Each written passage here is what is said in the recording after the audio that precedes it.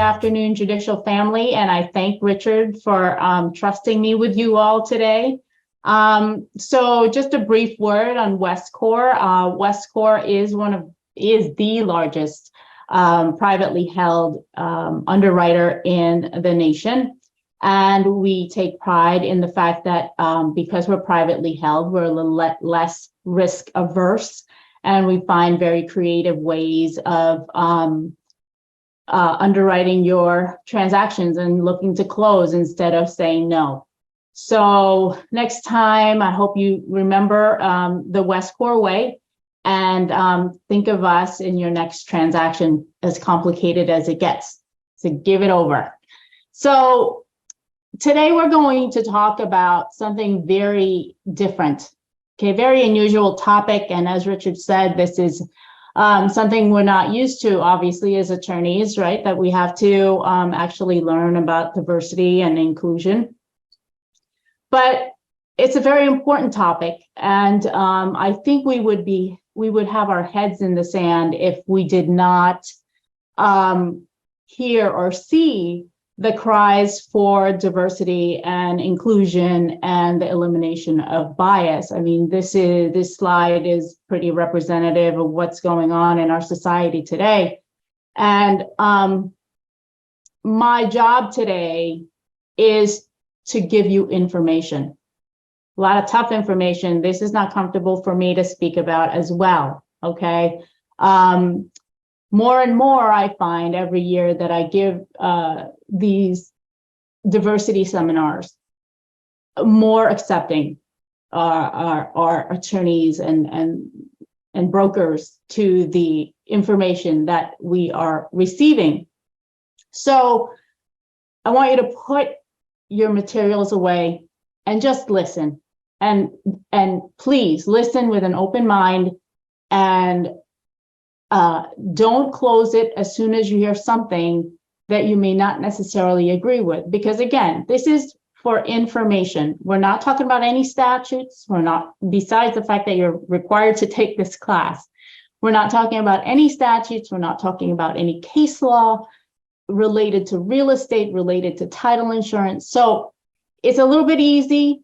So give me a chance to give you the information. So before we talk about implicit bias, let's talk about bias and what it is and what it's not. So what is it? Is it prejudice?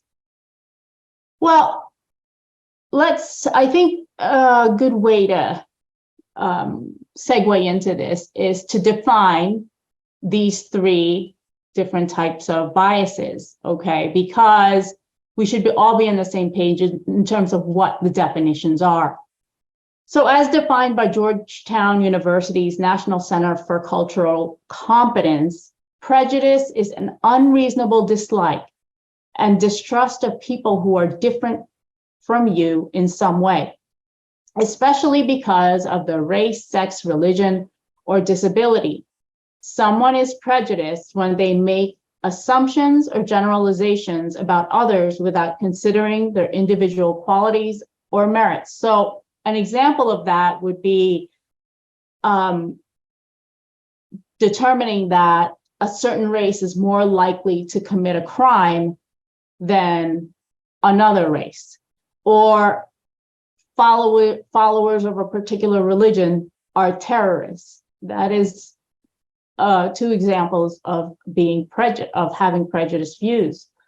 Discrimination is the unjust or prejudicial treatment of different categories of people or things, especially on the grounds of race, age, or sex. So unlike prejudice, this is an action. You're taking action on your prejudices, okay? For instance, refusing to rent to a person of color just because they're colored, or denying medical care, or denying medical care because of their race or religion. Racism is a specific form of prejudice based on the belief that different races possess distinct characteristics, abilities, or qualities that distinguishes them as inferior or superior to one another. An example of this is engaging in hate speech to demean or degrade certain groups. So what do these three have in common? These are all forms of explicit bias. Bias is the tendency or inclination, conscious or unconscious, that influences your judgment or decision making in favor of or against a certain group. Bias is broader. It can include one or all three of these biases. And implicit bias may not necessarily result in prejudice, discrimination, or racism, but it may. And so let's look at implicit biases a little bit closer. So let's understand where these biases come from. Our brains are powerful machines. We have two thinking brains that operate simultaneously. The unconscious brain is much faster in processing information than your conscious brain.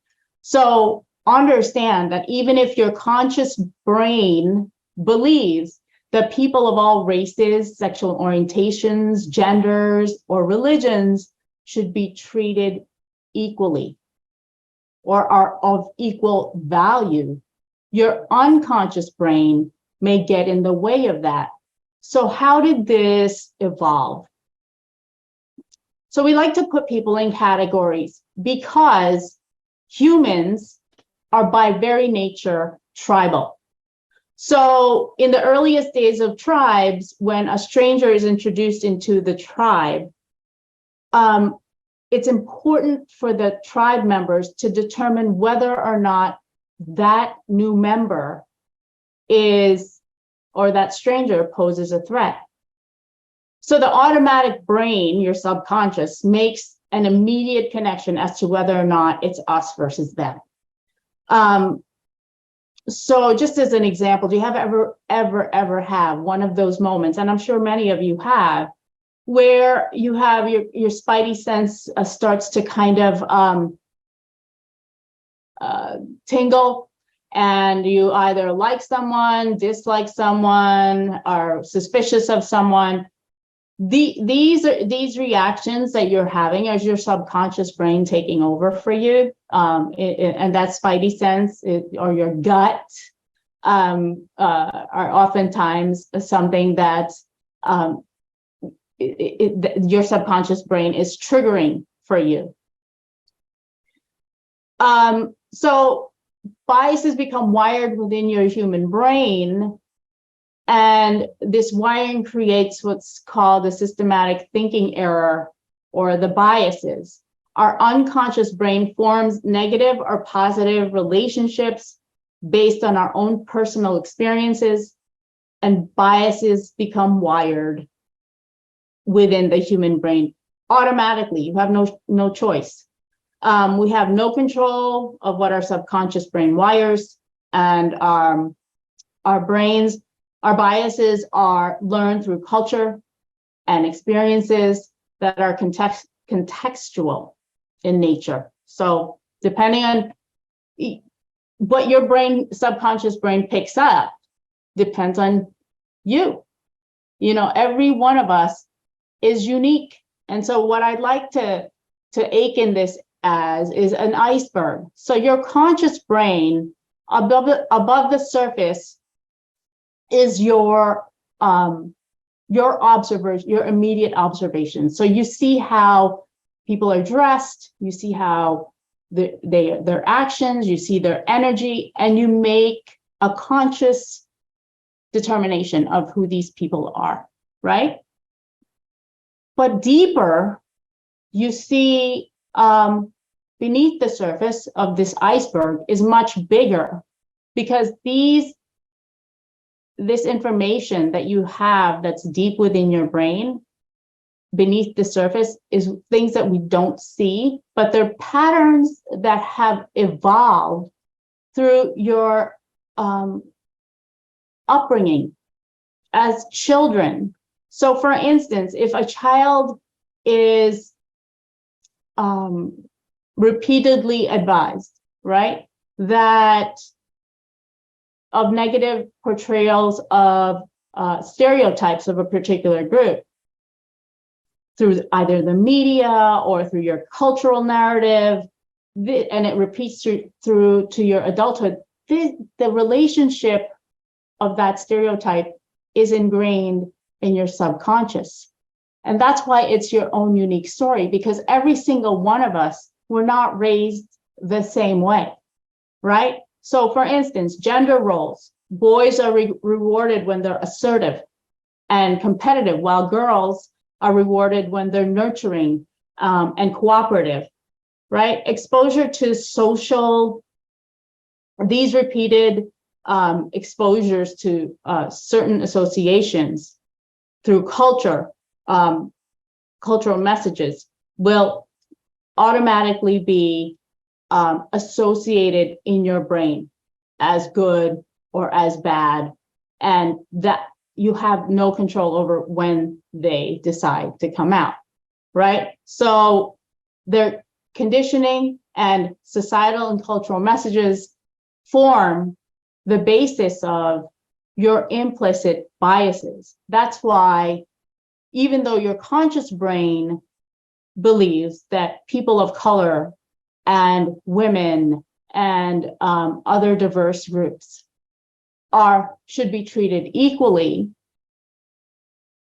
your subconscious brain may be thwarting that. So I have a true or false question for you here. Your automatic brain gets in the way of your belief that all people are created equal, and that is true. Okay, so let's go through some types of implicit biases. That way you may not necessarily recognize that your brain is doing this, but at least you know of them so that you're a little bit more aware of resulting biases. Availability bias is when your most recent vivid memories influence your decisions disproportionately. So for example, a real estate agent showcases the standout features of a property to create a positive initial impression so that the buyer overlooks negative aspects of the property, like outdated bathrooms or small bedrooms. Okay, that's called availability bias. And understand, again, these are subconscious. These are not happening immediately in your conscious brain. Affinity bias is when we subconsciously gravitate toward people who share commonalities. So we do that because of the us versus them mentality, right?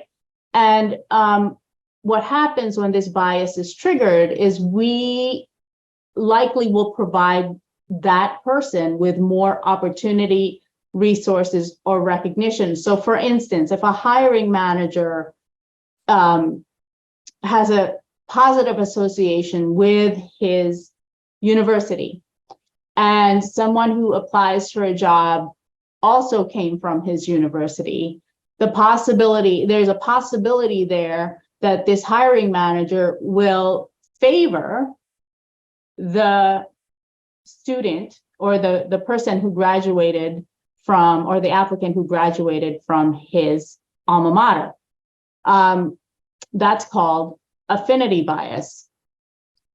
Confirmation bias is when you ignore or avoid information that it's contrary to your own beliefs or understanding. So this bias is triggered when confronted with information that, for instance, you only listen to CNN, right? Instead of its counterpart, Fox News. Real estate professionals recommends a Black neighborhood to Black buyers because they're Black, or white buyers to white neighborhood just because they're white. This is confirmation bias. Attribution bias is when people evaluate people's behavior and draw conclusions from them. So for instance, if your coworker shows up at a meeting late, your automatic brain says to itself, wow, he must be lazy or really disorganized, right? So that's what's called attribution bias. Conformity or groupthink or herd mentality, individuals change their beliefs or behaviors to align with opinions or actions of a larger group, even though they personally hold different views, and because people want to be accepted. So adopting a particular fashion trend, not because you love it, but just because it's popular. The halo effect is when you put someone on a pedestal after learning something impressive about them. So for instance, a supervisor gives a higher performance review to an employee who has a positive attitude and is at working late most nights, but it doesn't work as efficiently as the rest of the crew. But because, you know, the supervisor views working late nights and a positive attitude as something good, then biases, you hold that person in higher regard than the rest.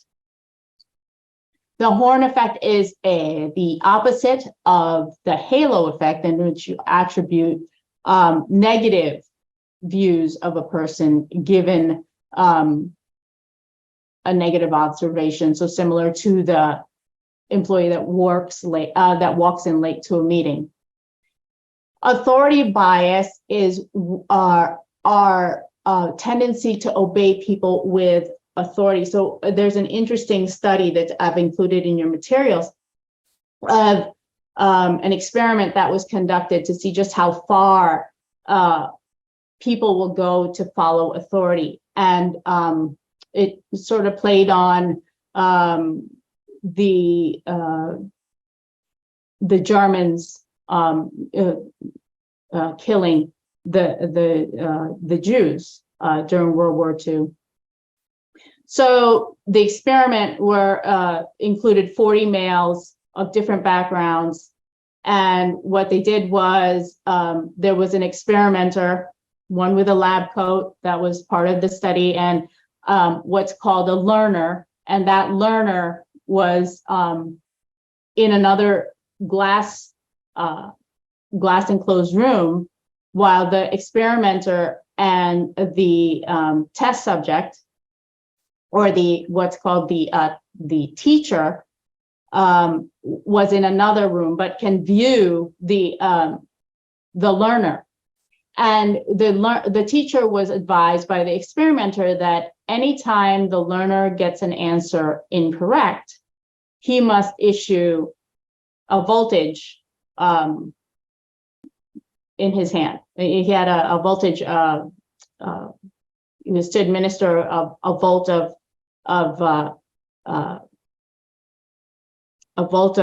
electricity to the learner. So the interesting finding was that 65% of these participants continued to the highest level of voltage, which was, you know, a very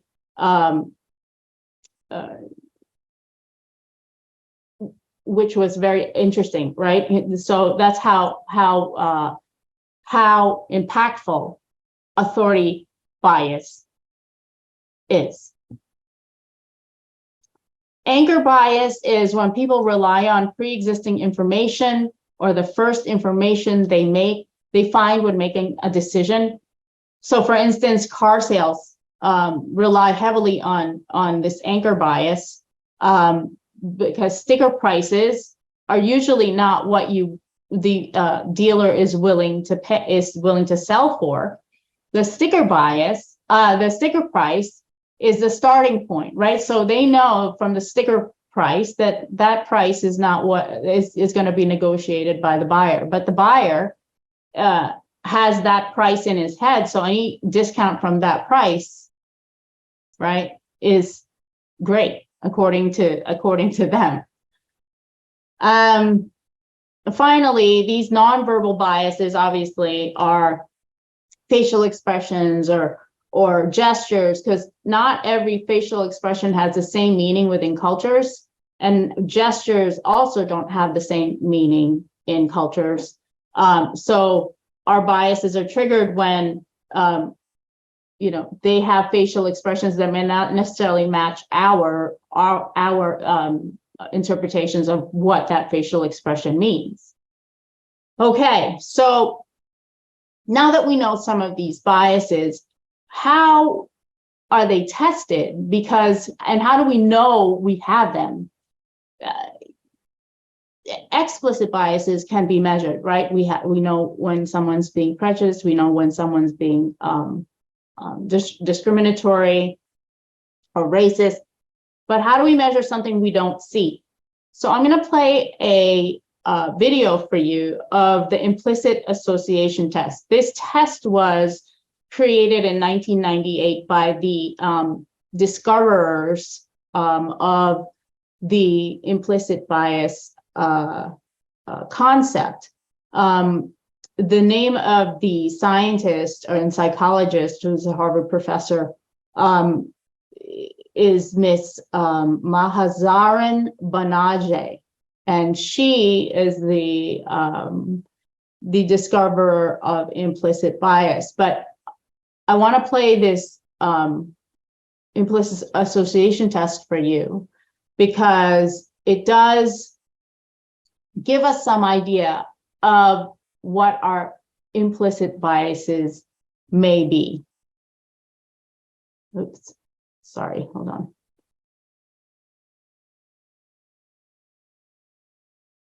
Implicit association test, or IAT. In a classic version of the IAT, research participants are asked to make two types of judgments. The first is whether a face they see on the computer screen is that of a Black person or a white person. And the second is whether a word they see on the screen is a good word or a bad word. A good word would be like love, joy, or honest. And a bad word would be like poison, agony, test. The trials with the faces, black or white, are intermixed with the trials with the words, good or bad. And participants must use the same two keys on the computer for both judgments. So in one part of the test, participants will use one key to indicate black if a black face is shown, and use that same key to indicate good if a good word is shown. Then a different key will be used for white for face trials and bad for word trials. In a different part of the test, things are arranged differently. Now participants use one key to indicate black and bad, and the other key to indicate white and good. This experiment assesses how easily the participants can manage each of these links. Do they have an easier time putting white and good together, and so using the same key to indicate both, than putting white and bad together? It turns out that the second combination is easier for white participants and many African American participants as well.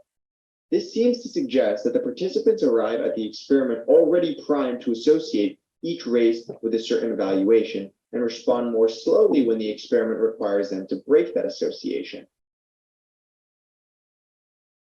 So this test measures the strength of associations. It doesn't mean that you're prejudiced. It doesn't mean that you're discriminatory. It doesn't mean that you're racist. Okay. This test is testing your associations and measuring and associations between concepts and evaluations. So your concept is black or white versus your evaluations of it being good or bad. It's built around this idea that making a response is easier when two things are related to each other in a person's mind. And so that shares the same key response. The association is so ingrained in your brain that your response is faster for black with good, for instance, than black with white, for instance. Okay, that may not be how it works for you, but that's just an example. So what does it mean Again, it doesn't mean that you're prejudiced, doesn't mean you're discriminatory, but the higher your association, okay, it means that you're biased towards that particular group. And it's not necessarily the most accurate way to know whether or not you are what your implicit biases are, but it gives you some idea of what they are. So these biases are not necessarily personally endorsed by you, by the way. They may be, as a matter of fact, they may be contradictory to exactly what you believe. But the IAT does not consider that. The tests may show negative associations with Black persons, and yet your personal belief is that you don't care whether or not your friend is Black or white, right? So it could be your preference towards one group over another is because you're familiar with that group. So for instance, if your best friend going through school is Black and you've been exposed to the culture, you've been exposed to, the family, and you love the family, you may have an affinity towards the Black people just because you're familiar with that culture. But yet, when you take the IAT test, you have a negative association with Blacks because of your subconscious. So, again, it's to give you an idea. There's various IAT tests. I mean, if you look, do me a favor and Google IAT and Harvard, and you will come up with about 30 of them, which test associations between not necessarily two races. They also test associations between, I think, weapons and flowers to see whether or not you believe that weapons are bad and or good, right? So it's an interesting way of determining whether or not what your biases are. I have to tell you, I did take the IAT test and surprised myself. So, but at least I'm aware of what my biases are, and I can account for that when making decisions. So, is it true or false that the implicit association test confirms your conscious biases? The implicit association test confirms your conscious biases. Is that true or false? And that is false. Again, this is an association test, which uses a white face to a Black face with positive words, and the results are timed. If the participant is faster at associating white faces with positive words and Black faces with negative words, that would indicate a possible implicit bias against Black people, depending on the scoring. So keep in mind that this would be an unconscious response and does not indicate that the participant holds any conscious bias. True or false? The implicit association test asks direct questions about whether the respondent has any negative stereotypes about various ethnic groups. Is this true or false? And the answer to this is false. The IAT does not ask direct questions about whether a respondent has any negative stereotypes about various racial, ethnic, or other groups. Instead, it asks the respondents to sort different categories into groups as quickly as possible. Okay, so now that we know what implicit biases are, how do they affect the legal profession? Well, it's not a direct explanation, by the way, of the things that I'm going to show, the two topics that were discussed is, as far as the legal profession is concerned. It's not direct, okay? This is a supposition that it's possible that implicit biases could be at work, because the explanations of explicit biases don't make sense. So in 2015, Deborah Rode, a author and a professor of law, director of the legal profession at Stanford University, conducted a study.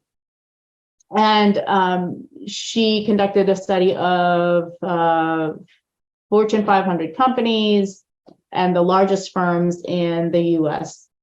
And she argued that diversity in the legal profession is slow because of the lack of consensus among lawyers that barriers exist that prevent women and minorities from advancing, and that any lingering inequality is due to biases about capabilities and choices.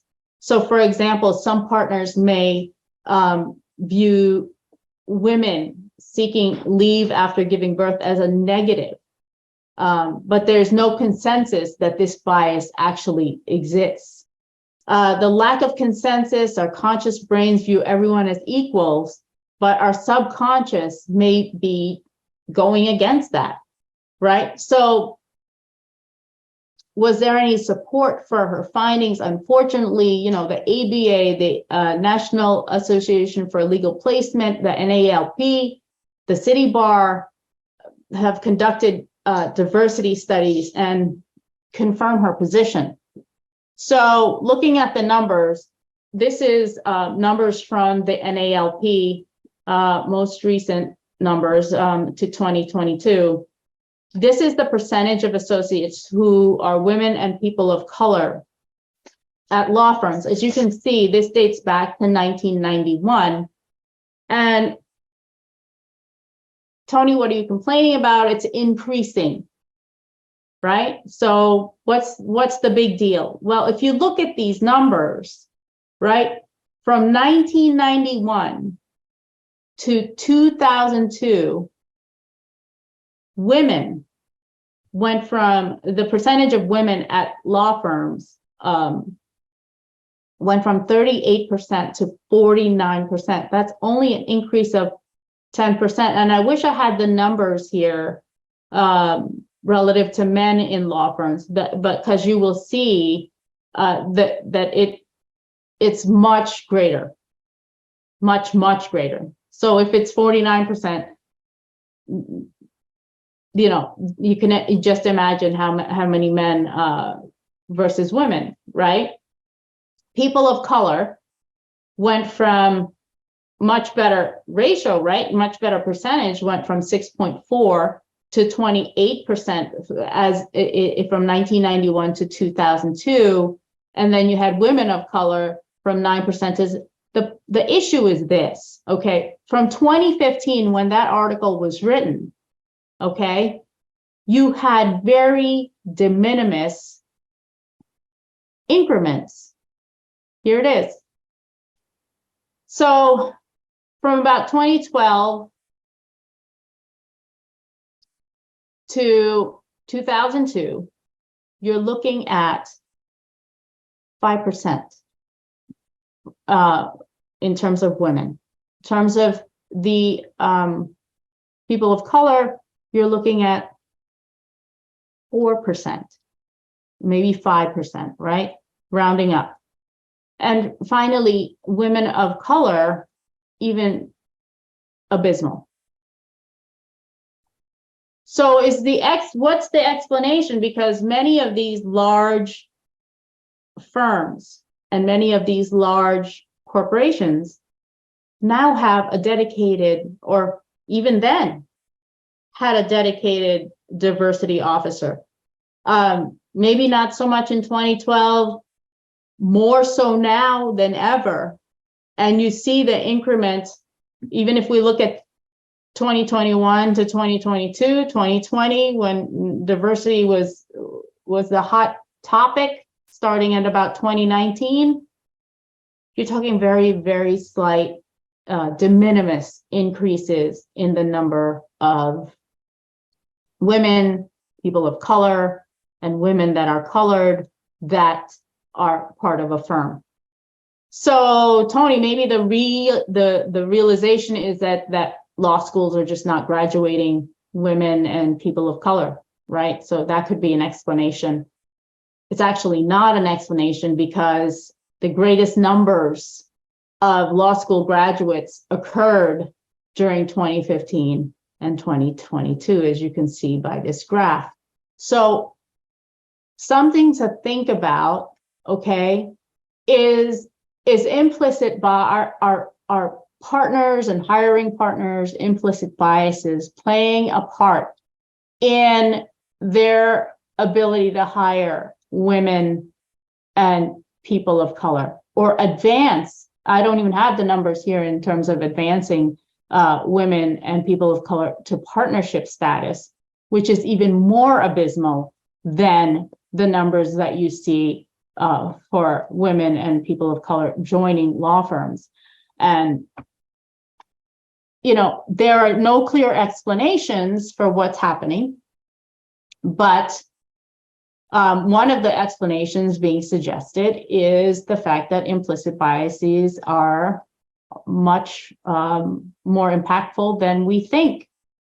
In another study, another area of the profession is real estate sales, right? I'm sure that many of you, we have about 300 people on the call today, and I'm sure many of you, or if not all of you, have heard about this Newsday 3-year-long study that was published back in 2019, and it has resulted in many real estate agents being reprimanded and disciplined and fined, and it has resulted in the requirements for diversity and inclusion training for real estate brokers as well as real estate agents.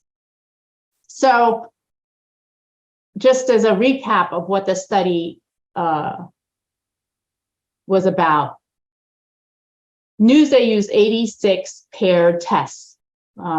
These folks were portrayed, some were actors, some were just regular old people with diverse backgrounds. They were portrayed to have similar financial profiles, requesting identical terms for houses in the same areas, going from the Hamptons all the way out to Queens, to the Nassau Queens border, listings that do exist pursuant to searches of Zillow. 39 tests paired Blacks and whites. 31 of the tests paired Hispanics and whites, and 16 paired Asians and whites. 93 agents from 12 of the best performing brokers were tested. And also Newsday relied on 2 experts in fair housing to evaluate agents' actions. And by the way, they did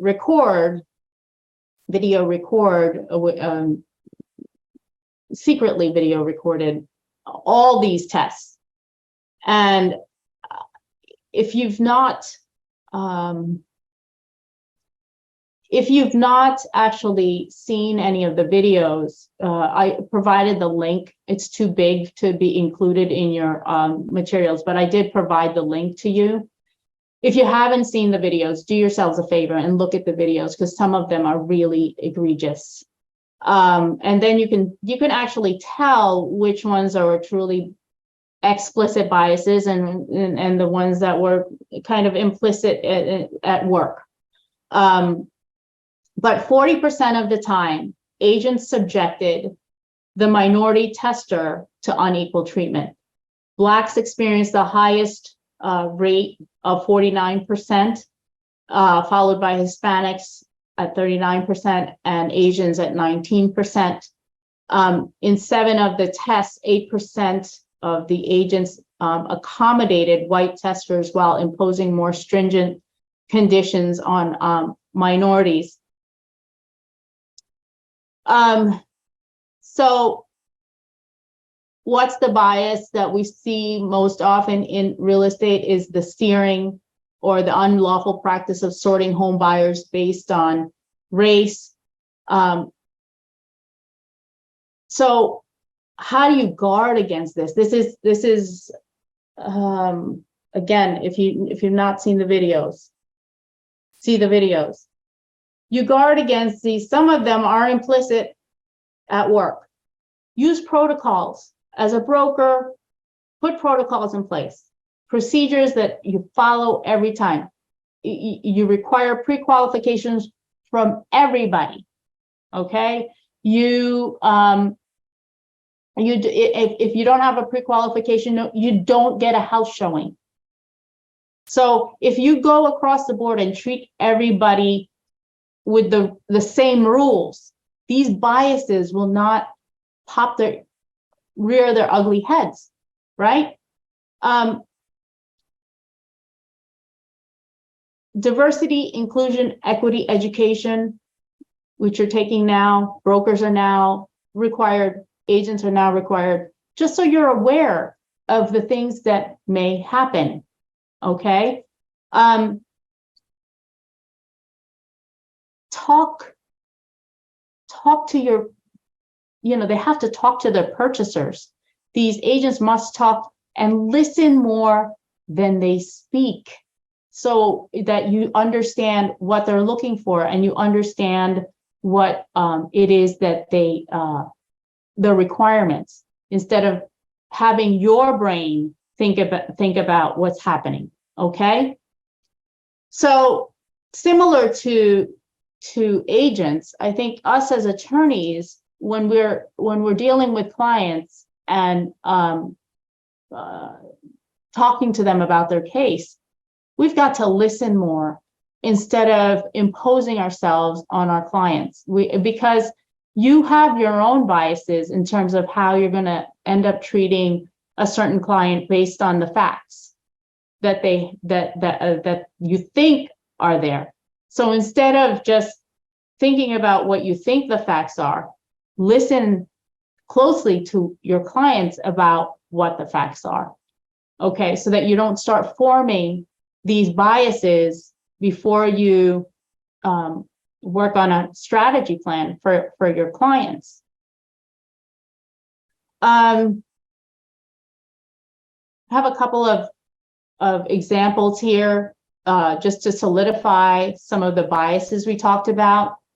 Sam is a licensed real estate person. He's an agent for the Jones family, who is a Black family. The Jones family is looking for a home in the Willowbrook neighborhood, predominantly Black, and Sam found the Jones family a home in Willowbrook. So a week later, another Black couple, the Taylors, asked Sam to find them a home unrelated to the Joneses, just another Black couple. Based upon how happy the Jones family was, the view of Sam, that the Jones family was happy with the Willowbrook neighborhood, Sam focuses his search on that neighborhood. What's the bias taking place here? Okay, I want you to note also that the Jones family did not specifically request Sam that they wanted to be in a predominantly Black neighborhood. Okay, as it turns out, the Jones family wanted a home in that neighborhood because the wife wanted to be close to her elderly mom. So this is an example of availability bias as well as confirmation bias. Sam had a vivid memory of the Jones family wanting to be in the Willowbrook neighborhood, and we're so happy to find the home there that Sam assumed that the Taylors wanted the same. And confirmation bias, where your Black families want to be in Black neighborhoods and white families want to be in white neighborhoods. So be very careful in terms of your biases here. Bob is a broker who owns XYZ real estate. Bob worked with 2 buyers and recommended they get pre-qualified. Both prospects had poor credit scores and marginally likely to obtain a loan. First prospect agrees to take every effort to improve credit score and to come back once that's happened. The second prospect mentions to Bob that he graduated from the same college as Bob, and Bob spends extra time with the second prospect advising on how to improve his credit score. This is affinity bias at work. You're spending more time with the second one, because he went to your same school, and you positively associated your school with, you had positive associations with your school, and your bias worked. The implicit bias worked here. Finally, Charlie is a broker, and he advises his sales associates that when showing several properties to the same buyer, start with the house with the highest price. It's a better sales strategy. This is anchor bias. If the agent shows the highest price home among those who would meet the prospect's needs and desires, that becomes the starting point, right? The prospect may or may not purchase the higher priced home, but it will make them more willing to pay a higher price than settle on a lower priced home within their budget. This is anchor bias. Finally, true or false, you can permanently remove your implicit biases. And this is the crux of the course. You can permanently remove your implicit biases, true or false. False. Okay. These are ingrained in your brain forever. That is the whole basis behind the implicit association test, because your your brain's relationship to information is so easily related that that's what your inclination is in terms of biases. So you cannot permanently remove your implicit biases. And finally, the program code. So please, for those of you who are not at your desk, come back and write down the program code. I'm going to leave it up here, but once I exit here, I remove this slide, neither Diana, Richard, or myself will be able to repeat the program code for you, because this is the confirmation that you attended today. So please come write it down. RACE is the program code for those on the phone, RACE, RACE.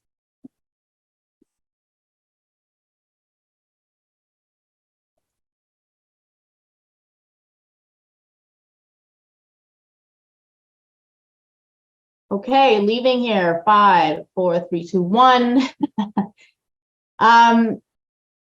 So where do we go from here? Not knowing now what our implicit biases are. I want you to walk away from this course knowing that just because you have these implicit biases, that don't make you a bad person. We all have them. What it should do is make you aware of them and want to do better. And these are all completely outside our control, these implicit biases. But taking the IAT and being aware of the types of biases that implicit biases that can occur, hoping to do better. We'll be all hoping to do better. So, any questions? Diana, Zach, turning it to you. Do we have any questions?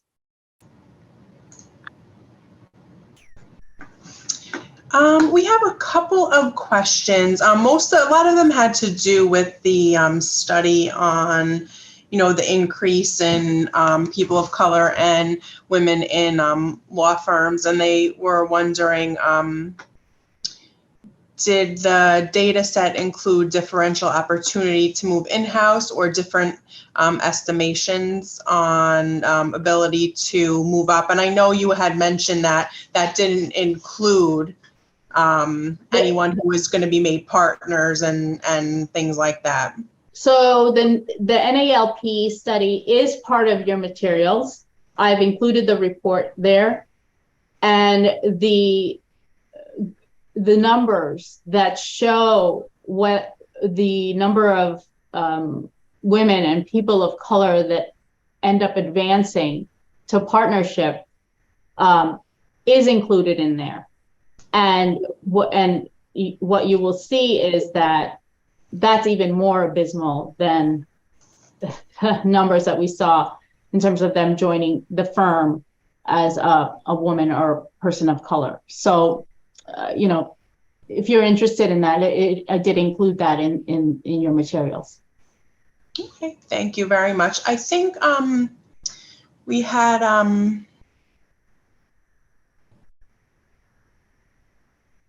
one or two other questions, but I think in an interest of ending at 2 o'clock, we will end it there. I do have to say I did take a couple of these tests because every year, if you're an accredited CLE provider, you go to the conference, and they generally, what's being talked about is what's up and coming in CLE. So a few years ago, when they were doing the diversity, I took two of them. One was based on race, one was based on gender roles, and it's surprising, you know, when you take it, and even when you're taking the test, and they ask a question, you're supposed to answer really fast. You go to answer, and then you pull back for a second, and you think about what your brain really wants to answer.